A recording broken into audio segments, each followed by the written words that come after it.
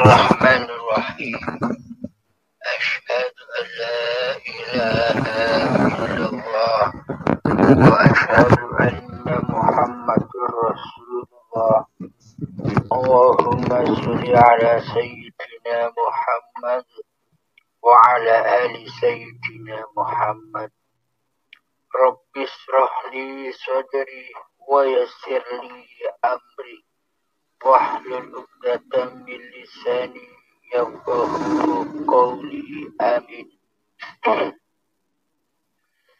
Bismillahirrahmanirrahim.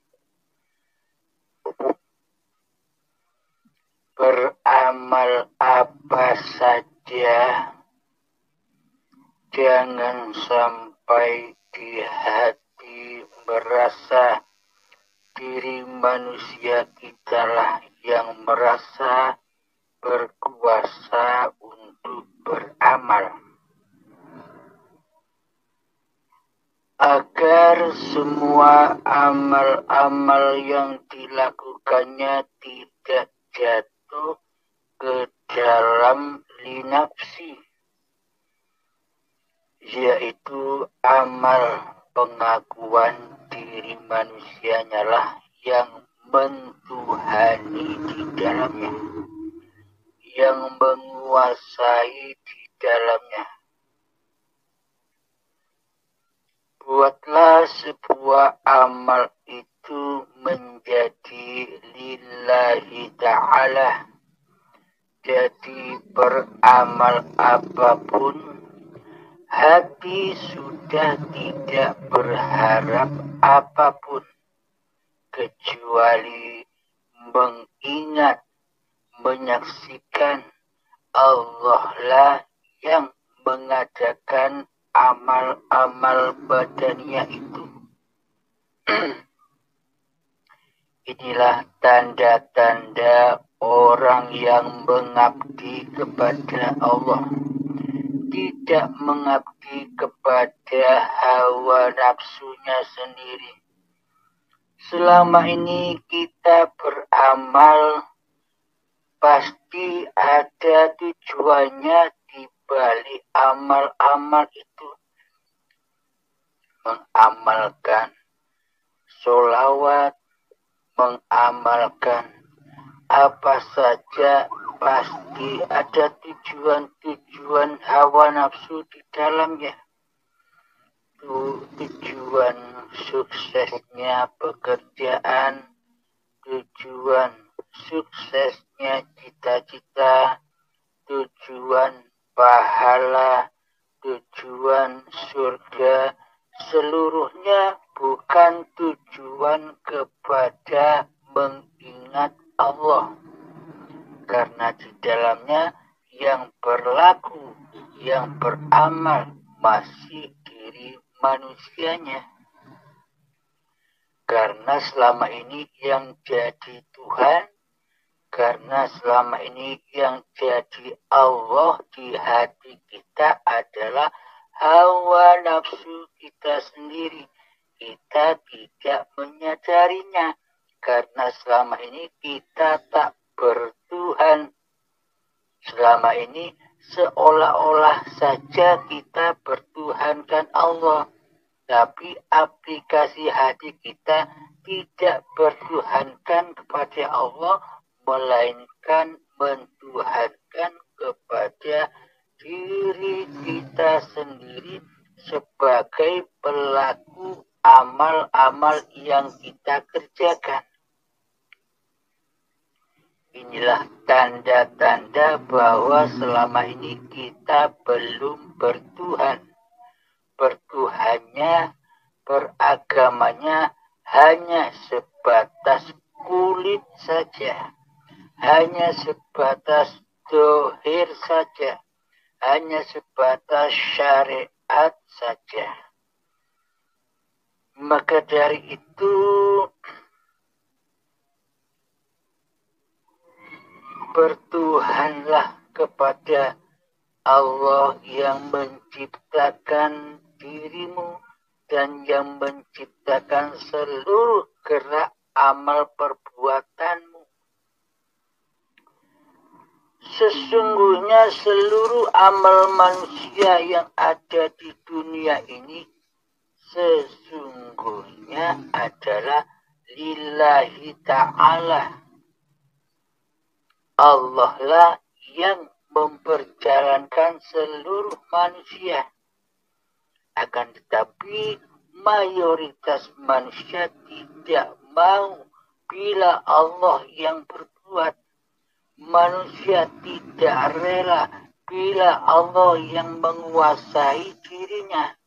Manusia tidak ridho bila Allah lah yang beraf'al di dalam diri manusianya. Karena manusianya belum bertuhankan Allah. Maka dari itu, kenalilah Allah dengan seluruh sifat-sifatnya agar kita bisa bertuhan kepada Allah. Sebelum mengenal Allah, maka kenalilah diri kita sendiri. Siapa diri kita sendiri? Apakah diri kita ini Tuhan ataukah yang diciptakan Tuhan? Apakah diri ini Allah ataukah yang diciptakan oleh Allah? Selama ini proses posisi diri kita selama ini bagaikan Allah. Bagaikan Tuhan yang mengkuasai apa-apa yang dilakukannya. Sedangkan Allah sebagai Tuhan tiada wujudnya di hati kita. Sedangkan Allah sebagai Tuhan tiada wujud hidupnya di hati kita. Sedangkan Allah sebagai Tuhan tidak ada wujud kuasanya di hati kita. Berarti selama ini kita tidak bertuhan. Nyatanya Allah tiada. Nyatanya Allah gaib. Apakah demikian yang disebut bertuhan? Inilah kenyataan diri kita selama ini. Yang seolah-olah bertuhan. Yang seolah-olah sudah beragama secara badaniah. Secara manusia. Akan tetapi secara Tuhan. Secara Allah di dalam hati kita masihlah ateis, tak bertuhan. Karena yang ada, karena yang wujud, karena yang hidup di hati kita masihlah diri manusia kita sendiri daripada Allah. Bila dinyatakan bertuhan, bila dinyatakan beragama, mestinya yang ada di hati ini hanyalah Allah yang mentuhani seluruh af'al-af'alnya manusia. Inilah yang disebut khalifatullah sesuai dengan perannya. Peran khalifatullah yakni pengganti-pengganti Allah, wakil-wakil Allah. Jangan jadi raja di dalamnya. Selama ini kan yang jadi raja kita. Seolah-olah kita merajai, mentuhani di dalam hati kita ini atas apa segala tindak laku diri kita sendiri selama ini.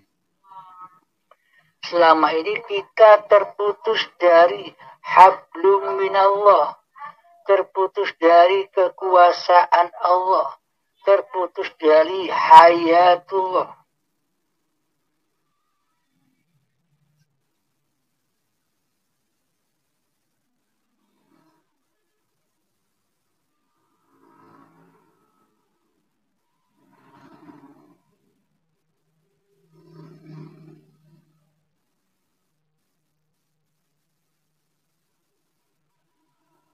Allah, terputus dari kekuasaan Allah, terputus dari hayatullah. Maka sadarilah buat kita semua, marilah bersama-sama kembali kepada hablum minallah. Jadi contoh pagelaran wayang itu kan wayangnya tidak bisa berjalan sendiri. Wayangnya tidak bisa melangkah sendiri. Wayangnya tidak bisa berbicara sendiri. Wayangnya tidak bisa berbuat sendiri tanpa adanya hablun dalang. Talinya dalang, hidupnya dalang. Maka dari itu sadari, nyatakan di dalam hati kita bahwa posisi diri manusia ini adalah tiada, mati, dan fana. Adanya diri ini, adanya perilaku ini, adanya perbuatan ini, adanya gerakan ini karena adanya hidup. Hidup itulah yang dimaksud sang dalang. Hidup inilah yang mendalangi seluruh alam semesta ini. Maka amaliyah yang paling agung di sisi Allah adalah zikir. Afdalul zikri fa'alam annahu la ilaha illallah.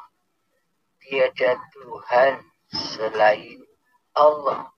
Yakni di hati kita tiada yang lain selain Allah. Bila di dalam hati ini yang ada hanya diri manusia kita, berarti selama ini kita yang jadi Tuhan. Tidak terasa, tidak kita sadari. Maka dari itu, Tuhankanlah Allah daripada mentuhankan diri kita sendiri di hati kita. Maka kenalilah sifat-sifatnya Allah dan kenalilah sifat-sifat diri manusia kita.